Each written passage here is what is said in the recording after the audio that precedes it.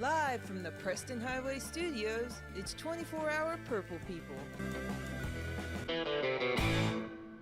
Well, hello, ho, ho, ho, and welcome back to 24-hour Purple People. My name is John Harper, and we are absolutely thrilled to have you along for the sleigh ride today as we are all set to talk Lou City FC, Racing Louisville, Christmas, Hanukkah, and whatever you choose to celebrate, and to make sure you stay merry. And on this special edition of the program, we talk all things surrounding our squads as we have new signings, Santa sightings, and dive into seeing if this will be the best Christmas ever or if our teams may just get a lump of coal in their shin guards. And joining me, presenting the maestro of the mic and the Lord of lively Louisville lore, it's Ken, also known as Lord Chaos, kicking off the Purple People Christmas party. Ken, what up? Hey, what's going on? One more show in the year, which sets a record for us. Hell yeah. What's up, everybody? How you doing? Doing good. Everything is everything. It is a little bit warmer than it was about a week ago. We had some frigid temperatures there for a couple of days here in Louisville. It's starting to feel a little bit better, but, you know, winter is coming, Matt. You know that also well. And speaking of Matt, here's Matt. John, it's been a long December with no soccer here to watch. I've been drinking all alone on my couch. There you go. And you still hurt your back. And I managed to hurt my back as well, just sitting on the couch. Wow. But you know what? I'm gonna get. It's almost a new year where I'm gonna make a resolution to not hurt my back as often next year, and things are going to work out. Things are going to be okay. It's a good start to the first 2 months of 40 for you. So yeah, getting fitty in my 40s, baby. Fitty in the 40s. We talked about on the last episode that was 30 days ago to the day, I believe. We talked about we talked about not going away for the winter necessarily, doing something. Once some news broke, and I think there's enough news to cover, but it's also just this is the party right here for the holidays with each and every one of you out there. So we hope that you enjoyed today's program. Don't forget to hit that like button. We really appreciate it. All right, well, you guys got all your shopping done? I have none of my shopping done. 0 presents bought this year. We don't do that. Now, it seems like I might be the only one in a festive spirit today. Look at all this, this swag. I'm wearing green. I'm wearing purple. Yeah, I'm wearing green. There's some red back here. I got some purple. I got I'm very festive. I got some purple on. Well, I've got my shopping done, but it's just not very good. What'd you buy us? Yeah. I got you shopping done. I got you another month subscription to to Google Meet. That's what. Hey, all right. That's what I needed. Yeah. Okay. Well, I guess it's time to start talking business for Louisville City. For Louisville City, something we've seen before: 16 returning players announced for the 2026 season, guys. So. Something that we have noticed that Louisville City does a good job of is just retaining players. But that being said, we have some new player alerts as well. It's been a busy month. On the screen. Bam, bam, bam. Yeah. Player alert. Bam, bam, bam. It's been a busy month for the boys in purple behind the scenes. The defending player shield holders added plenty of firepower already for the next year's campaign, I guess. I guess we'll start with the newest announcement. A guy who came up through Sporting Kansas City's development program recently of Hartford Athletic. He's 24 years of age. He's a midfielder, and his name is Cameron Duke. Not much playing time for Cameron in the 2025 season. He's spent a lot of his time with MLS Next, Sporting Kansas City 2. Guys, Cameron just signed him just mere days ago. Anybody want to comment on Cameron? Yay? Nay? Something? Good? Yeah, I don't really know anything about Cameron Duke, to be honest with you. So, yeah, I mean, it seems like a good signing. He trained last season with the boys quite a bit. I got a coach quote from Danny Cruz here if you guys want that. What's that? Last season, Cam trained with us most of the season. In his time with us, we saw a player committed to improving every day and consistent in building relationships in the locker room. He is a versatile player that provides us depth in multiple positions around the field. He deserves this opportunity, and I'm happy to have him here in Louisville. So he trained with us last year, but he wasn't signed for a club? So we picked him up on a 25-day contract in April. While we were kind of injury prone, I think it was mainly for the U.S. Open Cup. We just needed kind of bodies, but he did train with us most of the year. And then he ended up getting a 25-day contract with Hartford later in the year, and then we brought him back. So he was probably a kind of a fill for Zach Duncan, right? Because he went down. This is a box-to-box midfielder. Yeah, central midfielder. Yep. And he's got he plays probably like a little bit like Elijah Winder, who we lost to LA. So we needed somebody with a motor, and maybe this is the guy.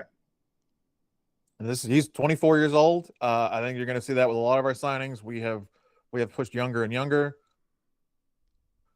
which is I think is great. So hopefully, yeah. I mean, talk about that motor. 24 years old, you could do anything, right?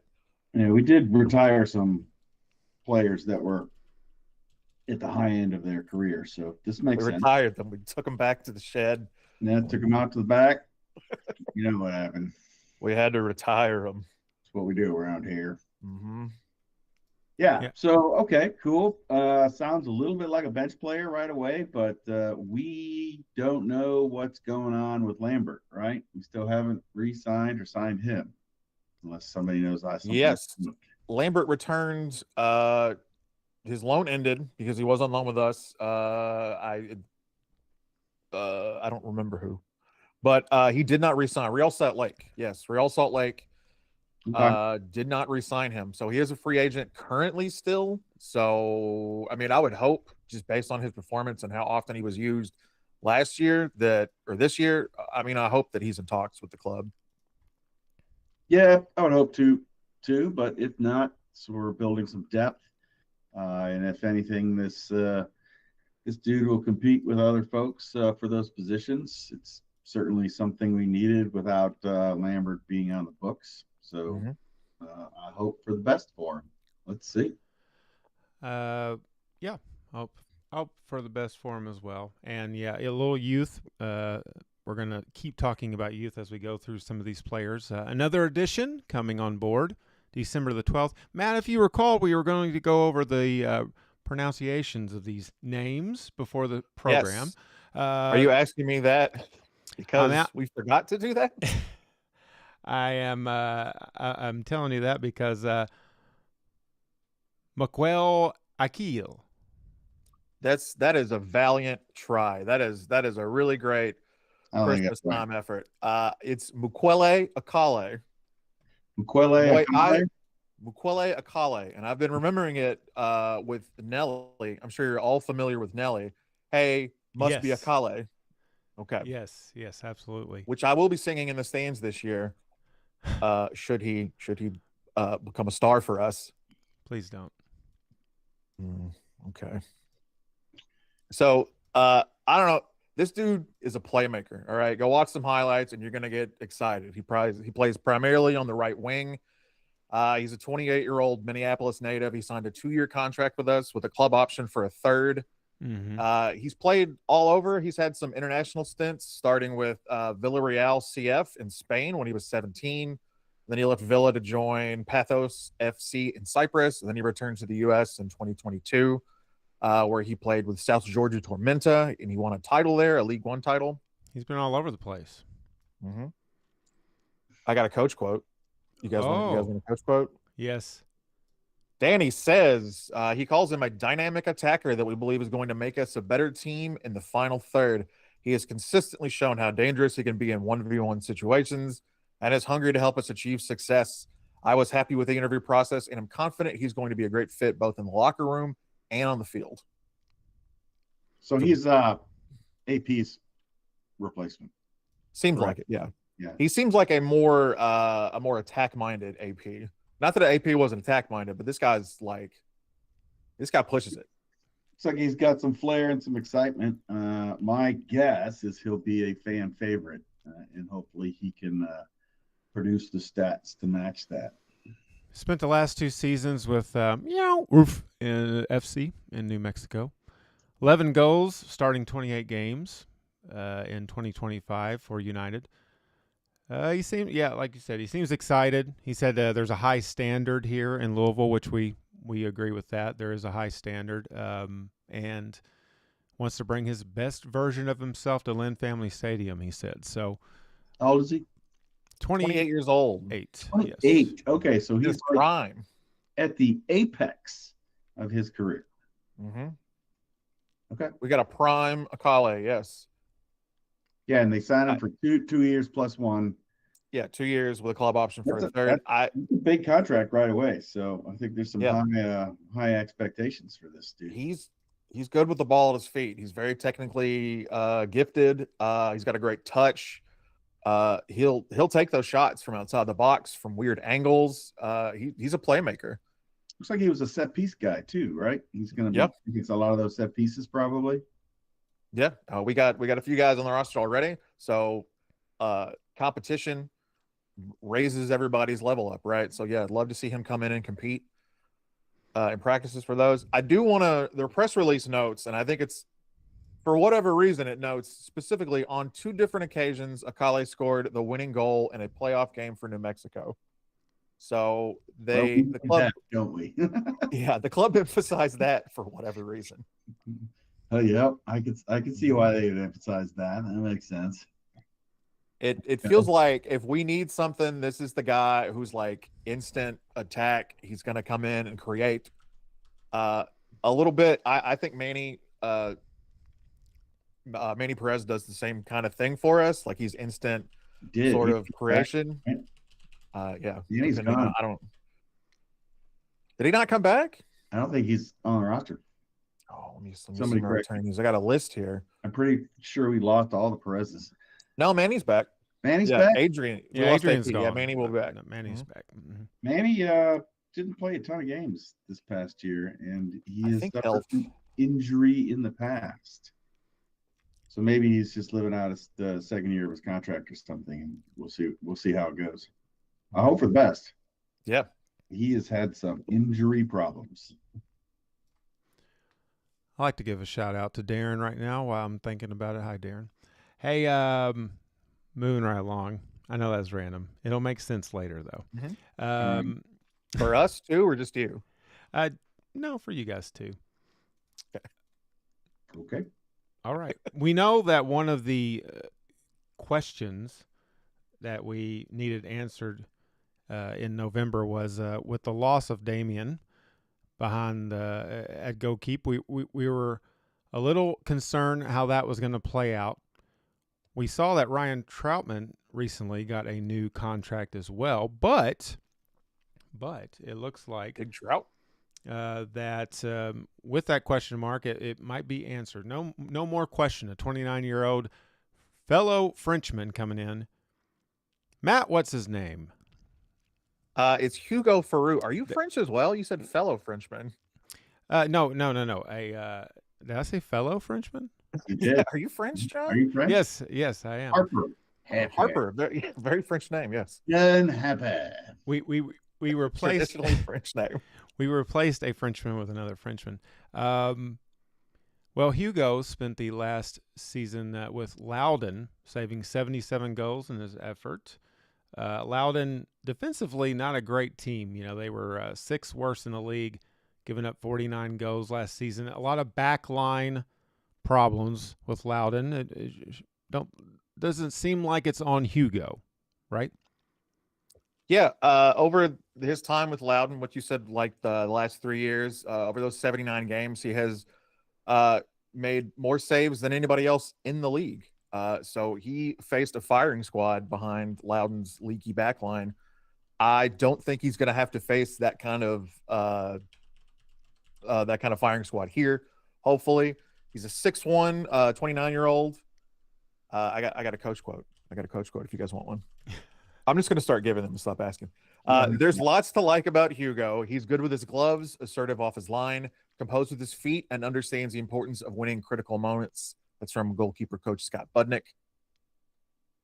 I think We got a big guy. We got a 6'1" guy. We got a big guy in net again, which I'm happy about. I think composed with the feet is important because we like to play that keeper as another defender outside of his box type thing. Yeah, sweeper Which keeper. Damien was relatively good at, even though some fans had much consternation about it. I thought Damien played really well in that role. So somebody that can also do that and not just be a shot stopper, I think will add depth and width to our game, especially in the back, especially if we continue to play 3 in the back, which I'm pretty sure we're going to. Mm-hmm. Yeah, I did see that on FOTMob, they have like a breakdown of the type of keeper he is with a little graph, and it said 88% sweeping style of keeping. So that does fit really well with what we were doing last season, so it seemed. There was times where we were a little squeaky bumhole about Damien coming out of that box and taking those. But, Matt, I think you said, even like on the last show, I think you said you want to see those efforts being made. You'd rather somebody take a big swing and miss versus not swinging at all. Always. Even when it's not the right time to do it. Go for it anyway. Who cares? Well, I care. I think one of the things Damien was able to do is do absolutely nothing for 75 minutes and then make a phenomenal stop and then do nothing for the rest of the game. This goalkeeper seems like, based on the statistics, was making stops all game. So he was able to kind of warm up, feel a rhythm, things like that. So the question I would have is that if he has absolutely nothing to do, does he have the kind of intestinal fortitude to make that one key stop? And that's all he does during an entire game. So we may find out. That's a very good point. That's a very good point you brought up. I would like to add he did have the most penalty saves in the championship last year with 3. So a bit of a French Jordan Bloomer situation. Okay. So that's something. That is something. Well, I mean, when you have a team that, if you have 77 saves in a season that you also were, like I said, ranked 6th worst, I mean, that's got to be kind of a good sign. You had a lot of soccer balls coming at you. So, but we'll see. We'll see. I'm hoping that it is just, I hope it's smooth sailing. That's a big transition. A keeper transition, I think, is a big transition in soccer, going from one to another. Let's just hope that it's les élèves tombent brûlés. Nope. It sounded French. Yeah. I'm going to assume that was French. We have not one but 2 Frenchmen coming aboard. A 24-year-old from Colorado Springs. Matt, go ahead. Can you guys hear my dog in the background? Quincy Huerman. Quincy Huerman, a 24-year-old third-year pro from Vannes, France. He signed a 2-year deal through 2027. Man, he spent the last 2 seasons with Colorado Springs, where he scored 4 goals and 2 assists in 47 appearances. Plays primarily on the right side, usually in the midfield, but he does have quite a bit of experience on the left as well. So it seems like we can kind of plug and play with him a little bit. Huerman says, this is not a coach quote, this is a Huerman quote. I'm absolutely thrilled to join this historical club. It's the best club in the league, and I'm looking forward to making it even better. I can't wait to meet my teammates, all the people that work for the club, and the fans that always show up for this incredible club. I can't wait to get started. I do believe that before that quote, someone asked Quincy, can you insert the word club into your next statement as many times as you can? And he was like, yeah, got it. Okay, now, come on now. I mean, I like that attitude. He's right. Historical club, great club. Mm-hmm. Ken, it seems like Colorado Springs fans were sad to see him go. I think Patrick said on Discord something about he uses that as a gauge to see like if this player is going to be a good player. So I'm pretty excited about old Quincy. Quincy. How tall is he? He's a little bit bigger, right? Because I think sometimes one of the things we suffered is undersized attackers, unless we were Ooh, carrying let's see. people Hold on. I'm looking in at the it. field. So he didn't score a ton of goals last year. Maybe he's more of a creative player. It doesn't look like he's a replacement for Goodrum. So it looks like we're still going to go with Goodrum up top in the 9, and this guy will be like either a 10 or a winger, or something like that. So it will be interesting. We certainly did put a lot of effort up front, so hopefully it'll pay some dividends. I don't think we've brought in so far anybody that's going to play centrally up top. I don't think we have a 9 in so far. I think we brought in wingers. Gleedle played at the 9. We had Goodrum at the 9. Jansen maybe gets some minutes at the 9. Yeah, in a pinch. I think maybe Goodrum wasn't getting the kind of service that was needed to be effective. He was playing press, and I think we saw that bear out in some of the statistics in the last couple of games. Mm-hmm. So bringing in a couple of players like this guy, Quincy Wehrman, did I get that right? Quincy Hewerman. Quincy Hewerman, and Akale. I get that right? Bukwele Akale. Akale. I'm just don't go on the last name. I can't. All right, we'll start with the last name. We'll work the way up. Work on it. All right. Those two players seem to have a little bit of distribution chops. Mm-hmm. So maybe the intent is to fix service to the striker up top. It's just a theory. I like it. Good strategy. Good theory. I think we were talking about heights. Michele is 5'4", right? Yeah, he's tiny. Yeah. How big is Quincy? How big a fella is he? 6 foot, I believe. 6 foot on the dot. All right. Yeah, that's pretty good. Pretty sure. Pretty good. He about average. He had 3 goals in the Jägermeister Cup this season. That was kind of exciting. I mean, playing under Goodrum, if it seems like we've got a lot of players with these, all of them really create chances. And that's something that I believe we at times lacked, especially toward the end of the season. We know that we stalled offensively. We were a defensive team last season. It's going to be interesting to see if we're kind of going to be leaning toward that, changes in strategies, all that kind of stuff, which we can talk about a little bit later. But last but certainly not least of the signings, Brandon Days officially signed with Louisville City. The 17-year-old, what a prospect in the USL. Just turned 17. Just turned 17. Highly sought after. Training this winter with Bournemouth, according to our sources. Big time. One of the top prospects, no doubt, in USL Championship. We may have another Winder here on our hands. I'm pretty excited. We've seen him limited. I think he got some one match in the Open Cup, maybe in the USL Cup. The limited time, obviously, but he is another one of these kids coming out of development, out of the purple factory, if you will, that couldn't be more excited about. That's right. I think if he continues to make progress in his development, he won't be hanging around all that long. Yeah, that's certainly what it seems like. Which is so we do. Yeah. It notes in the press release that they signed him to a multi-year deal. It doesn't say how long. No details on that. So I wonder what his sell-on clause is. That's what I want to know. They want to force another club to buy it out, and then through all this soccer stuff, when it comes to trading players, is that he gets bought by a club, probably a European club, seems to be what he's being developed for, and then every time he's traded or whatever after that, we get a cut of that 10% or something like that. So if his career is like this, like some of our other players, we'll continue to make money off of him.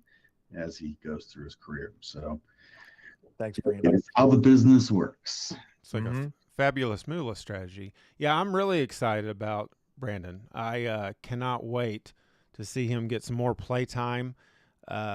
He's been kind of hanging around over the last couple of years.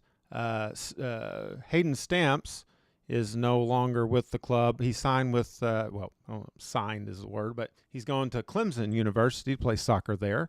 So homing in on his craft. He might be back one day as well, so we wish him best of luck. But has Dave's gotten any youth national team time? Do we know? I don't know. Don't think so. He's only so. been playing soccer full time, like a year. He kind of he committed to soccer full time recently. He was also playing varsity basketball at St. X. So, I mean, if he's getting these kind of reps, that's really great. But I don't think he's had any time with any of the U17 or 18 teams. Yeah, so he picked up soccer late in his. He's just a gifted athlete, I guess. Yeah. Picked up soccer late, and he didn't get. Let's see. No, doesn't look like it. A little bit of background on Days. His mom, for those who don't know, his mom is Karen Ferguson Days, and she's been the head women's soccer coach at the University of Louisville since 2000. And his dad, Hilton Days, served as the head men's coach at the University of Cincinnati from 2001 to 2020. So he was quite literally born for this. So even though he's a late bloomer, he still has gotten soccer probably every day for his entire life. There's been soccer talk constantly around his house. So he's pretty familiar with the game. Okay, well, it'll be very interesting to watch this one. I think of the exciting players that we have, and we have a few. I don't want to say Days is probably the most exciting. I like to see him get way, but he's a back, so he's got a lot of competition back there with Jones, Adams, and Toch. Where did we play him last year? Was he a right back? Was he a fullback? Was he on the right? Okay. Sure. Yeah, so Toch is 30 something.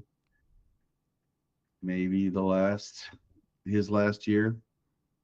I mean, if you're going to learn from somebody on how to compete in this league specifically, Sean Toch is the guy, Pick his brain. Three of them. Adams, Toch, maybe not as much Jones. I wouldn't be surprised if Jones also gets picked up to go somewhere else too. He's built for it. Yeah. He's kind of built for it.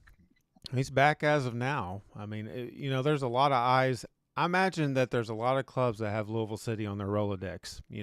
They're paying close attention to the USL's premier club as far as developing players for sure and results on the pitch as well. But I mean, we've proved that we have the capabilities here to develop stars, future stars in the game. And, we all kind of keep a close eye on who has left us to move on to those places. But yeah, I'm excited about this, Brandon. All these guys have one thing in common, right? They're under the age of 30. Definitely a little bit more now, a little bit up in the upper 20s, but still a sign of looking toward the future, which is something I think we were expecting. And between our last episode and today, Ownby also stepping away from the game. And, so that some players' times are up and other players' times are now, if you will. So yeah, the average age of our team, I think, has dropped pretty substantially over the last month. Yeah, overnight. Nunez and McCabe all going. That brought our average age down significantly. 2025 was a hell of a year. 2026 we're really looking forward to. We have a schedule here, but I thought I had another graphic. 1 second. You better find it. Well, they hide these things. Remember, here it is. Look at all the award winners here. Let me just grab this for a second. Can I make this any bigger? No, I can't.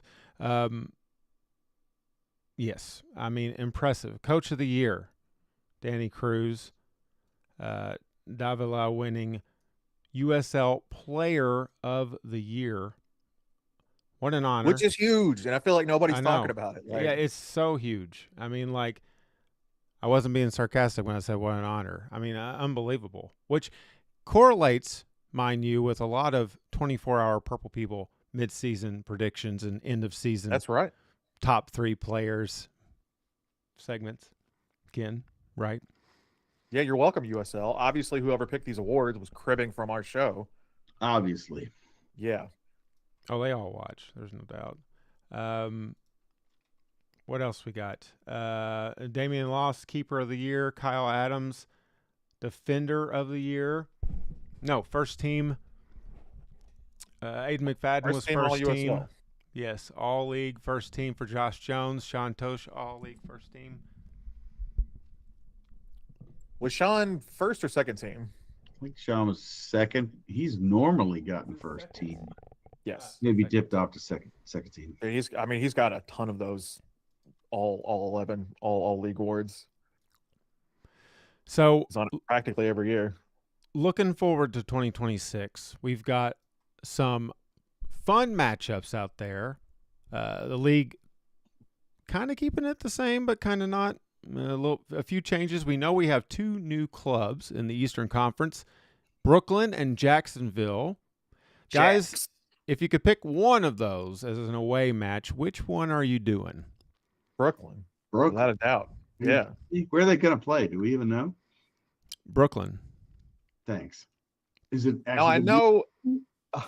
I think the proposed stadium is actually in Brooklyn, but I don't know where they're currently playing. I don't know where they're going to start playing this year.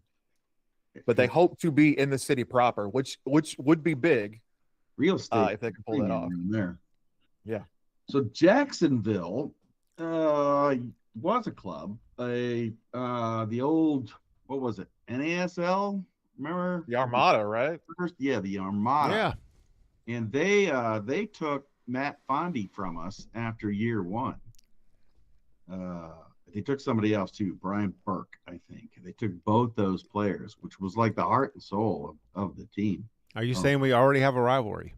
We never. I think there's a little bit of a potential rivalry because they stole our best players after year 1, at least for us old fogies.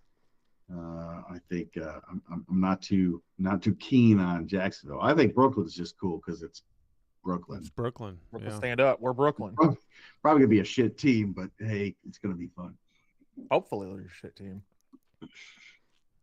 Do they have any little money backers or anything like that? Do we know anything about them? Apparently not. I think Jacksonville does. They've always had some money behind soccer in Jacksonville. So they got Tim Tebow. He's part of the ownership group in Jacksonville. Mm-hmm. Yeah, they probably got some money behind that team. So watch out. Watch out. Who knows what Brooklyn's doing? All right, a little bit about the format of the season. We'll just go over some details, I guess. It's a 30-game regular season. That does include the USL Cup. It's once again the top 8 teams from each conference will qualify for the playoffs. Those kick off the weekend of October 31st, with the final taking place the weekend of November 20th through the 22nd. About the same. Yep. Yeah, so roughly the same. The USL Cup, which is now sponsored by Prinks Tires. Prinks, yes. And if you're reading Prinks Tires and you want to continuously say Pricks, that's also what I do. So Pricks Tires is the new sponsor. Pricks Cup. Pricks Cup. Pricks Cup. Got it. Get all your pricks in order and go for the Pricks Cup. Blue City, we're going to play in Group 4 of the USL Cup. We've got 4 group stage games. Our group includes Fort Wayne FC, Forward Madison FC, and Union Omaha of League 1. And then there's our old pals, Indy 11. There's our old enemies, Detroit City FC. And then there's Lexington, who, I don't know, I guess they're like our cousins or something. I don't know how we're related to them. Yeah, our family tree doesn't always fork in the right place, so they might be cousins. Kissing cousins. Hey. I'm excited about. I like the fact that Rhode Island away is about the same time period as it was this season, so that's kind of Is that a exciting. good time to visit Rhode Island? Oh, it's a great time to visit Rhode Island. Go up to New England for a trip. I'm looking forward to, just seeing Brooklyn, seeing these new teams. It's kind of exciting to see that there's new clubs coming into the league. While we're on the topic, Lexington making a lot of moves. Arturo Adornez has gone to Lexington, signed with them. They're spending some money out there. Who'd they get from Charleston? I can't remember. Aaron Malloy. Yes. So they are signing. Flexington. Yes. Go ahead. Keep talking. I'm watching my watch to make sure we don't do over a minute of Lexington talk on this show. Let's keep it 60 seconds and under here, folks. Well, we know we start the season with them is really kind of the main reason I brought that up. They're going to be fired. Their fan base, all 40 of them, are going to be very excited about that first game because it's against the team they look up to, so they've got to be pumped up. Is that better, Matt? Our little brothers. That's right, our little brother team. Yeah. So, get your parking spot in Shelbyville and head out to that match coming up on March 6th to kick off the 2026 campaign. We're also in the U.S. Open Cup this year, and it's a little different. We should go over that a little bit, I think. Yeah. It is modified, so there's only partial involvement from USL Championship and MLS. Yeah. So only the teams that made the playoffs this year are going to be participating in the U.S. Open Cup. So the top 8 from each conference for the USL Championship. We're going to learn our first opponent in January. And progress in the tournament could add some home games. So maybe some potential bonus soccer to look forward to.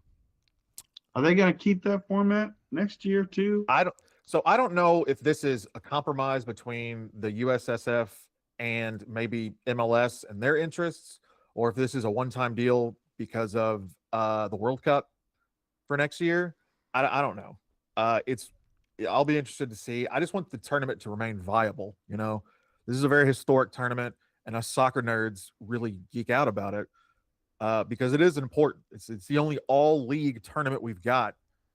Yeah, it's the number of games that I think is the point that MLS is debating or arguing, and why they don't want to participate, because it's putting too many games on their clubs. They should be using their MLS Next rosters to fill out their teams to play early stages of this cup tournament, but they didn't have to enter until late stages, which has kind of always been the problem. I feel as if every team should enter much earlier and just use their USL 2 teams or their MLS Next teams to fill out the rosters, and then as they advance, swap out. But it doesn't seem like they want to do that. Yeah, we'll see what actually happens this year. It's gonna be interesting for sure. Also, a big announcement in the offseason, there's going to be a USL League 2 team here in Louisville. Right. So I believe they're going to be playing at the River Road practice facility area. Okay. That's my understanding. Doesn't mean there can't be beer there in some form or fashion. I'm going to sneak it in my belly. If you're wondering if we are going to cover any USL 2 teams, I'm here to announce that we haven't talked about that yet, and we probably we probably will pay attention to them, and I'll say that much. I mean, I'm going to pay attention to them, but obviously we're more excited. But that's just another way that this can grow and get better and better as far as players, right? So we've always thought we were going to get a USL 2 club. Now I guess it's official. The dream has become a reality. This kind of acts as like this kind of fills in the gap between like semi-pro and like professional, between the academy and the big kid team. So yeah, this is a welcome change. We're going to be in the Valley Division of League 2's Central Conference. That means nothing. Whatever that means. Yeah, I am not at all familiar with League 2. I know they've got over 140 clubs in League 2. So can we play our our full pros that are coming off like injury and stuff in USL2 matches? Yeah, rehab starts. That's a really good question, and I don't know how to answer that. Okay, cool. Very good question. That is a good thing to find out. Maybe you could find out if you join our Discord, which I do not have the official QR code. Hey, Matt, if somebody wants to join the Discord, since there's ever-changing links, how could one get a hold of us? You can, if you ever need to get a hold of us directly, you can email at 24hourpurplepeople@gmail.com. You type out the whole hour. It's not just HR, it's HOUR. And I guess I'll email you back if you want, you know. Yeah. Thanks for I guess I can send clarifying. you a QR code or maybe random pictures from my phone. I really don't know. I don't know what kind of mindset I'm going to have at the time you email me. So really, Encourage we'll people. figure it out together. Yeah, don't expect an email. We don't know, you talked about bonus soccer with the U.S. Open Cup. Obviously, this is also bonus soccer with an entirely new team. But it might not matter. It really depends on a lot of the off-season CBA talks we know that are continuing on. It's dicey. We're standing with the players, and we hope all the needs will get fulfilled, but it's ongoing, to say the least. Yeah. So the players' the big point of contention, I guess, seems to be healthcare. Just for those who don't know, healthcare is not provided by every club in the league. It is, I believe, provided by Lou City. I do believe that Lou City takes care of our peoples, but that is not league wide. That is not something that every player in the Players Association gets the benefit of. They're also trying to raise sort of the standard of minimum pay. I think there have been some proposals out there. Part of the problem is that some amenities, so like housing, healthcare, stuff like that, some of that is allowed to be taken out of your base pay, which substantially lowers how much you actually take home as a player. There's all of that, but I really think the big point of contention seems to be health insurance, which is just blows my fucking mind. You have to give your players medical care. This seems like a no-brainer to me. It's more complicated than that. It's more complicated. It is more complicated than that. It's just like the healthcare debacle we have at the national level across our country, and the spiking costs for a variety of reasons, and the substandard coverage when it comes down to like co-pays and what's covered, not only for the player but also for the qualified family members, dependents, and not only during the season but for the 12 months out of the year. Some clubs could do that, and some clubs probably claim that they can't do that. But this is no different from a small business doing anything in this country trying to provide healthcare for their employees. It is the same problem. So we'll see if they can get it figured out, but they're going to need a lot of help from our national institutions to unfuck healthcare in this country. And this is just systemic of the problems that we're having. Well, if that's the case, then we're screwed. Yeah. I just feel like if your league is not viable, if it's not viable by giving players healthcare, then it's just not viable. That's just a necessary component of the league, is taking care of. I mean, it's easy to say that if you're going to be a Division I or a viable professional soccer league, part of the standards is healthcare for the player year round and the player's family members that are qualified year round. The reality is the shit costs too much for clubs to maintain any degree of financial stability, not at their fault. It's just systemic across the healthcare system. So it is a very, very complicated issue that's seeing itself raise its ugly head, not only in soccer, but everywhere, every other segment of society that we have. Everywhere you look. Yeah. And part of this CBA, it does they're thinking about things further out also, right? Because the new Division One in USL will also be covered by this CBA. So, and those standards will be higher even than USL Championship. Didn't they agree on pay? Like, I think what did you all tell me last night? 55,000 to start and by 2021. I think that's on the table, and that is for the new Division One. That's not for USL Championship. It's 55 to start, and then by 2031, 90 or something like that. It'll go up to 65 in 2030 and then 70 in 2031. But those numbers are for salary only, and they do not include additional forms of compensation, such as health insurance, housing allowances, and off-season pay. Those are yet to be negotiated. Yeah.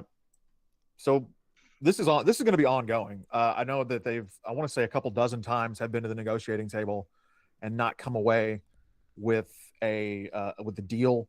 It expires. The CBA expires January 1st. So we're staring down a lockout right now. Potential strike. I mean, that's what we're staring at right now. And I know that there are concessions that maybe the league doesn't want to make or will be very difficult to make. But I just think going into 2026, with all of the spectacle and fervor that the World Cup is going to bring to American soccer, I think what a colossal bullet to put in your own foot, to shoot yourself in the own foot by not getting this done. For everybody. Yeah. But mostly again, we back to players. At least I do. Anyway. Blame the fat cat owner, millionaires of the teams. But yeah, I got you.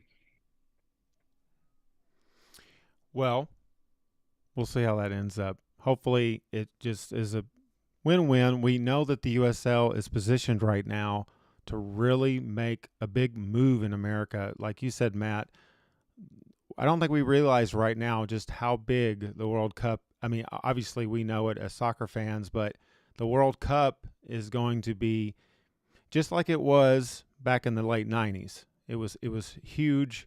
The Women's World Cup was here in 99, right? Right. And that pushed it even more. In soccer in general, even it was the women's side, but it was soccer in general. And I think that's going to be the same thing. A lot of people are casual fans. I know that in 2012, before Louisville City existed, I watched the 2012 World Cup. It's the World Cup, so, and it's going to be here in America. It's going to be very exciting. And it's a time that the league is making moves and being progressive and promotion and relegation, but it all comes down, none of that matters if there's players not on the field, right? And we know that you got to get your players on the field, and we know that talking to people at the tailgate and people we know, it sounds like Louisville City is ahead of the game, that they do take care of their players. They have excellent, not only excellent benefits in that aspect, but great medical care in the training facility, great medical care all around, the tie-in with Dr. Lynn and everything else. So glad to see we're doing it right here in Louisville, but that is not the case. And we read things this year about Loudoun's conditions in their training facilities and just lack of just crazy stuff like that. And just these teams are not all it's not MLS. These teams are not backed by the same type of dollars, and that's why this agreement needs to happen to take care of these players and make sure that they are happy and healthy, and so are their families. So, but yet, Ken, you're also right, though. It is a business, and so this isn't a thing that is – businesses struggle with healthcare, just the way it's set up in America. So we're going to see the results of this hopefully sooner than later, because – soccer is a lot more fun. One thing that we really had fun with in 2025, I think we can agree with, is racing Louisville FC, making the playoffs for the first time. Just, oh my goodness. I think we're so excited about the 2026 season. Of course, the NWSL schedule not official yet. Denver will be entering the league in 2026, I do believe. And Denver and Boston. Yes, Denver and Boston, yes. I would imagine, man, Wouldn't it be awesome if racing was away in Boston about the same time that Rhode Island match? Woo, boy. Yeah, great road trip. That would be awesome. It won't happen. We're not that lucky, but cars right there. Racing has not been on the racing side of things not as active. We are disappointed to report that there's no official new signings. None. There are some re-signings. Yeah, nobody knew. Mm-hmm. The most important, in my opinion, being Lauren Millay. We saw the difference on the pitch when she was not there, right, Ken? Yeah, we did. She spent a good deal of the season injured, and I think we suffered from it. Our just lack of depth. And that's what gets my worries up is we don't have any new signings, and we know we have a lack of depth on the team. And we're not going to fix the depth problem unless you sign new players. And we're not right now. And maybe it's NWSL thing, because I don't think I've seen a lot of new signings anywhere. No. Probably some residual effects of Boston and Denver trying to build teams from scratch. So you have a talent deficit potentially on who you can bring in and not. I would. So I'm worried, but it's still December, so we'll see how this goes. I'm going to go over all the re-signings that we had. Now, we are bringing back 17 players already who are already under contract for next year. That includes Sav DeMello, Taylor Flint, Emma Sears. But the new re-signings, we have a 3-year deal for Jordan Bloomer. We have a 2-year deal for Marissa DeGrande. Millay, as we've already talked about, is signed through 2027, and there is an option in 2028, but I'm not sure if it's a player or a club option. If you're not aware, player option is, let's say, the 3rd year of Millay's contract. If it's a player option, she gets to decide, I'm going to exercise this option and come back to the team on another year. If it's a club option, then the club gets to decide, we want to bring you back another year at the same terms that we signed you to those other 2 years. And we also have a 1-year deal for Avery Kalita, which is our most recent re-signing. Kalita did not see, I don't think she saw any action. But she trained with the team all year. So holding mid, right? Yes, I believe. Taylor Flint's position, so you're not going to get a lot of minutes unless you're better than Taylor Flint, which I'm guessing she's not. Yeah, I mean, she could be great, but she's not Taylor Flint. Right. Few players are. Mm-hmm. So we don't have a whole lot up top, is what I'm looking at. Our listed forwards right now are we have Millie Clegg, who not a lot of playing time, was on loan last year. Kayla Fisher, Ella Haas, who was listed as a forward but was everywhere on the field.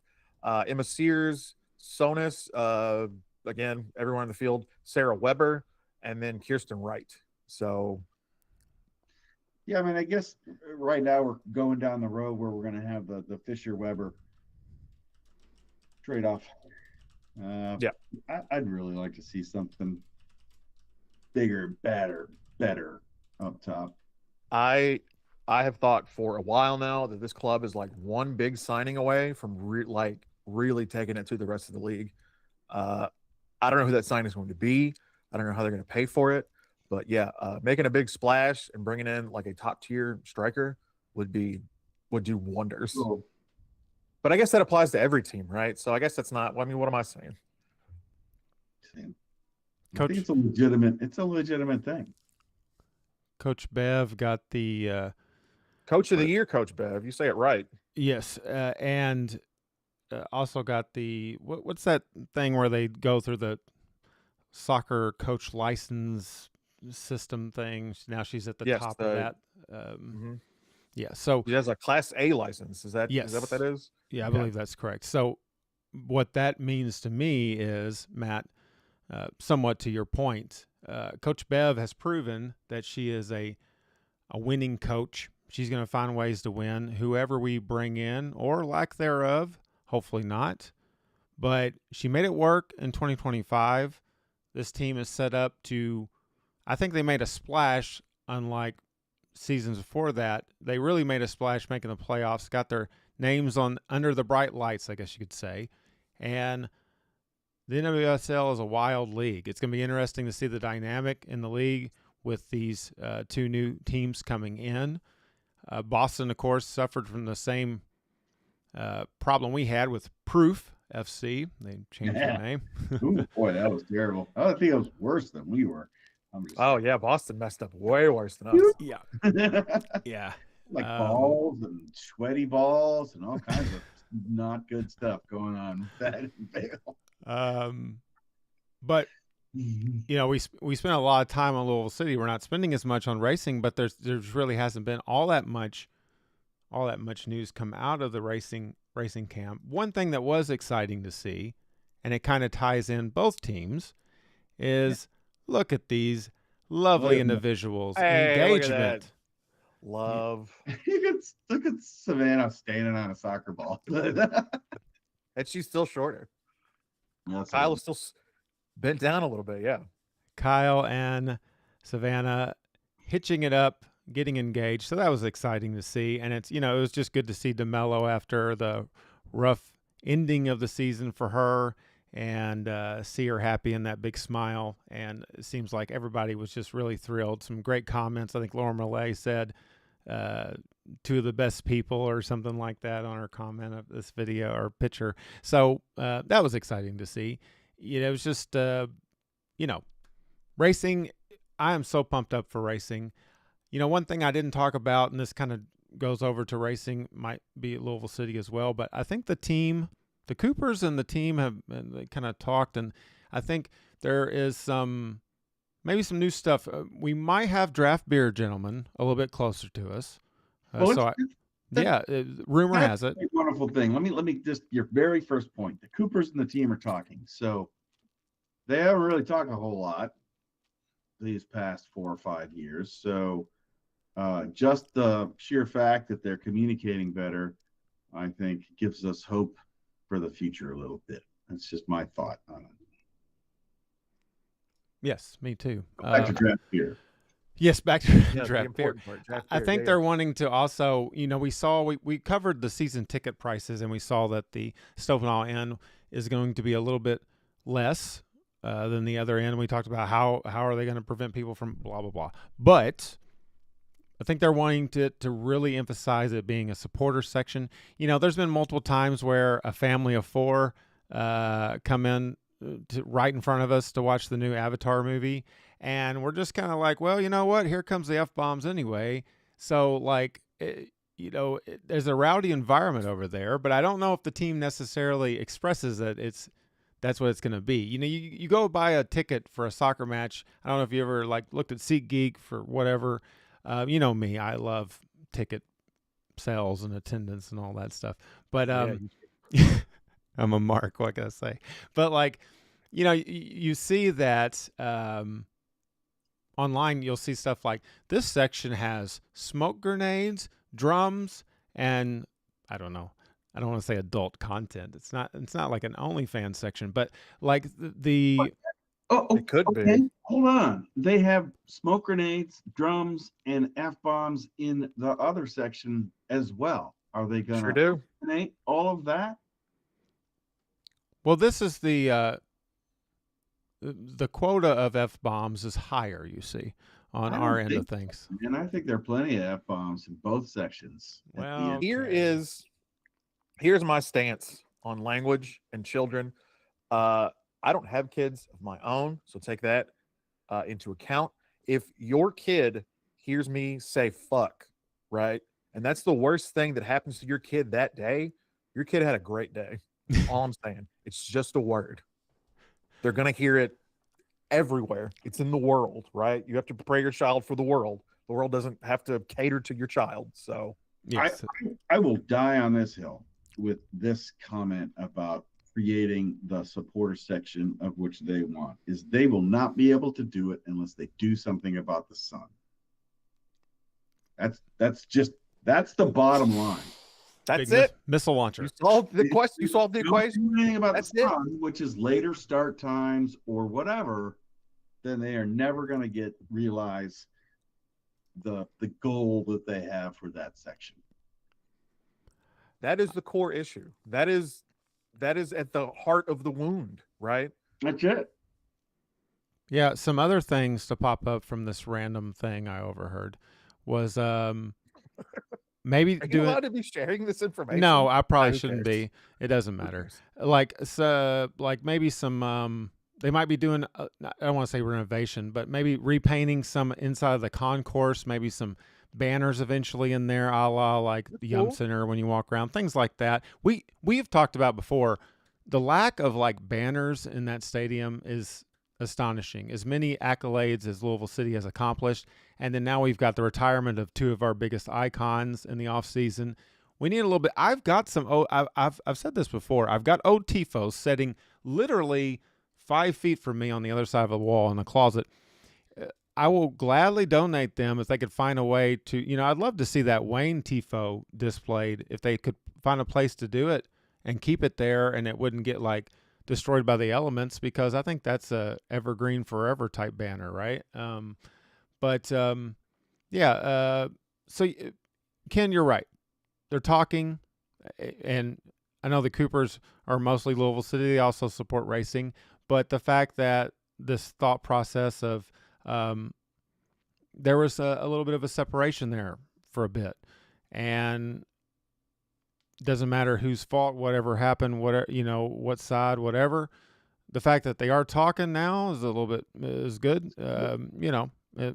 Whatever. And draft beer's great too, but you still have to get your beer, and you have to walk up 9 bazillion steps up metal bleachers into baking hot stands with a draft beer.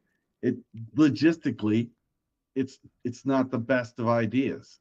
So I'm sure draft beer will help, but you're really gonna have to take. I like draft beer at the section to figure out why you can't fill it. Do you think that Can we the get initial local draft beer? Can we get a local like brewery in there? Do you think that the initial thought process was we'd rather add on to the stadium later and close it in so people have 10 years of driving by it and being like, there it is, and then you close it in, you block some of that sun? I always said you've got these giant light poles on either end. I don't see why there's not some sort of contraption for some sort of giant netting, maybe like some cars got the little pull down thing. You got the pull down thing in the back seat, the little baby screen blocker, whatever, sun blocker. You just have a gigantic one of those. They do that at Cardinal Stadium. There's the giant walkway, right, that circles, takes you up to the upper decks, right? As you walk up through, Yes. is exposed to the sun. So every year they have this new giant banner. I drive by it all the time. It's fun to see the big new one. But that's U of L. They've got U of L money. And I don't know. We don't have U of L money. Well, can we get some of that U of L money? No. They do not share. No intent of closing in the end. They've even publicly stated they're not closing in the end. Yeah, we're looking at an upper deck, right? Like another deck. That's what they think.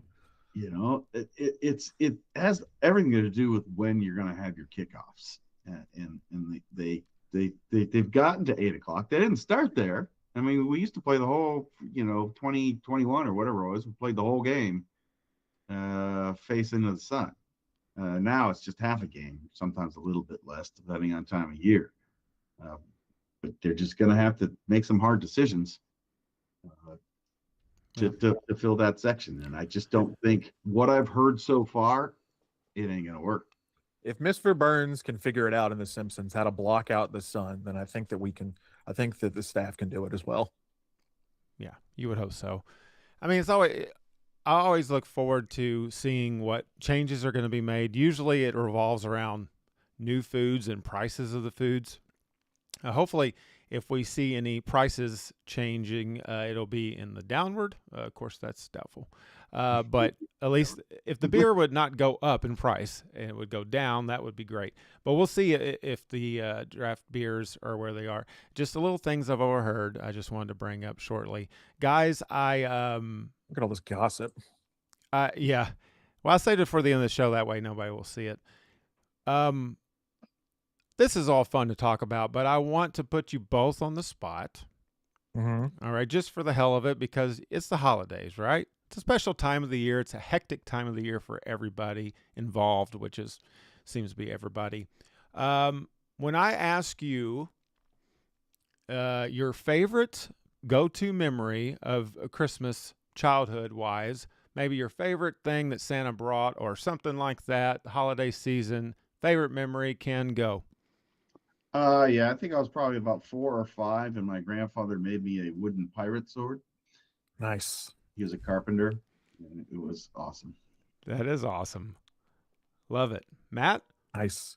When I was 12, I got a Miami Dolphins windbreaker. And this was new, right? I didn't get new clothes very often. So this was like new. It had the new logo, which I actually don't like now. But as a kid, I was like, yeah, this is where it's at. I'm going to look so cool at school. Do you remember the brand? Do you remember the brand of that? Oh, it was a starter. It was a starter windbreaker. Yeah, I was going to say, yes. Yeah, my aunt really came through. I still think about it fondly. I wish it still fit. But what year was that? This was 1997. All right. So 1993, when I was stationed in Korea, we used to be able to select team and then have them sew starter onto the jackets. Right there. Nice. Right there outside our camps on the DMZ. That's crazy. We could have both Nike and starter sewn on the jacket. Just give me all of them. Yeah. What else you got in there? Give me a Fila. Give me a. That's crazy that starter got that popular that was happening in Korea. Like I remember everybody had a Charlotte Hornets starter jacket. Yeah. Like that was like the right of like you were cool if you had that. I didn't have one. I never had one. That's what my sister got that year actually. Yeah. That's awesome. Mine probably is I got a Sega CD when I was about 8 years old. And I had the original Sega Genesis, like the old school one that had a little kind of round thing at the top. And the Sega CD attached to the side, and it took us, I remember, like 6 hours on Christmas Day to get it to work right. And finally, when it was the work, like, you know, like, oh, we forgot the batteries on Christmas type thing. Well, this is like that, but times 10. And then I remember we finally got it working, putting that CD in there, and just playing what I thought was the greatest graphics that would ever exist in video gaming. Nothing will top this, surely. And we'll never advance past these graphics. That was just something that always sticks out in my head. But we hope that all of you out there have some great fond memories of this time. It's a special time of the year. We hope you have a great holiday season, and we thank you for joining us. You guys remember I said hi to Darren earlier. That's because we're live. I don't even know how this happened. We're live, and so hi. Yeah. Hey, what's up, Darren? Yeah. So happy Christmas. That's how they say it. You guys would have been totally different if we would have been on recording. Yeah, I know. So I would have been naked from the waist down if I knew we were live, but I am naked from the waist down. Waked? Yeah. Waked. Merry Christmas. Ooh, the Purple Fan has posted his poster set up in our Discord. That's pretty impressive. Yeah, nicely done. So as we're wrapping up, one thing I do want to say, one little bit of business. We're playing Detroit 4 times this year. Detroit yes. Minimum 4 times. I didn't touch on that. Yeah. And you know, they're going to get Maxi Rodriguez. So he's coming back. That's right. The prodigal son has returned. Hamtramck. This is the last year they'll be at Hamtramck. So if anyone wants to experience the shenanigans of Hamtramck, this is probably your last year to go do it at Keyworth Stadium in the decrepit state that it is. Yeah, you know, I should do that. You should. I've always wanted to go up there. It's a horrible experience, but everybody, I think, has to do it. Now wait a minute. We're doing it, John. Yeah, it's like drinking Malort. Yep. It is. You got to do it at least once to know that it's so bad. Or what was the beer at the stadium this year? That one natural outlaw. Yeah. No, outlaw. Outlaw light. Outlaw. That's it. Is that the draft beer that's coming? Is Outlaw Light? We're gonna have an Outlaw Light stand. I should have said which beer. Yeah. That's I would've awesome. Cooler full of outlaw life for you. Merry Christmas. That is awesome. Yeah. Well, we thank everybody for their support in So much. Thank you so 2025. much. This will probably be the last show of 2025, I think. But guys, I want to say, as we sit here today, we have set the 24-hour Purple People record amount of programs in one calendar year at 32. Congratulations, gentlemen. We did it. All we do was win. That's right. I Merry think we only Christmas to you missed too, Darren. 1 week. Yeah, I think we only missed like 1 week. 2 weeks late, and then I think we only missed 1 week. Yeah, I mean, like there was times where I think I was out of town one time, you were out of town one time. Yeah, I mean we had a few, but pretty persistent. Don't forget Not bad for 3 slacker degenerates. Yeah, right. not bad. Don't forget, at any point you want, you can turn down those Christmas songs and listen to us on Spotify or anywhere else you find your podcast this holiday season. I am excited. We are going to be traveling about Christmas on the Run, going to Mom's, going to E-Town to my sister-in-law. I know, Ken, you're going to have some family in town, right? Yep, my 90-plus-year-old mother going to town, and then we're going to have a New Bless Year's Eve party. So if you know me and I've invited you, Oh, then dear. come to our New Year's Eve party. Oh, I'll that see you there, my friend. I'll see you there. There. that could be Second- interesting. Second annual New Year's Eve party. Mm-hmm. I can't wait to come over and read one of those mini books behind you there. I thought you meant mini, like a small book, like a little tiny book. All right. Well, that's all I got. Yeah. Thanks again, guys. We love you all. Mhm. It was great Thank meeting you. so many people this year, and we wish you the best, most prosperous 2026 possible. And Yeah. any closing thoughts, Ken Luther, for 2025? Nope, been a great year. Looking forward to another great year next year. Matt? Tell your people that you love them. Watch Princess Bride or Spinal Tap and enjoy. And where can one contact us? 24-hour purple people at gmail.com.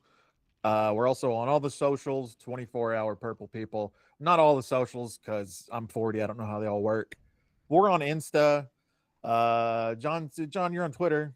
I think we're on Blue Sky, maybe. Yeah, we're on Reddit. Blue Sky. We have an account. We're Yeah. on Fluke Flog. We're on Flim Flam. We're on I don't know, Grinder maybe. I really don't know. Well, that's Yeah, just you. Grinder. Yeah. All right, guys. Well, for Ken Luther and Matt Dodden, I'm John Harper, and we are 24-hour Purple People, and we're also desperately out of time. Santa's coming. He's on his way, and we hope you have a great holiday season the rest of the way. Goodbye, everybody. Goodbye. Goodbye. I love you. Love you, too. Love you. Oh.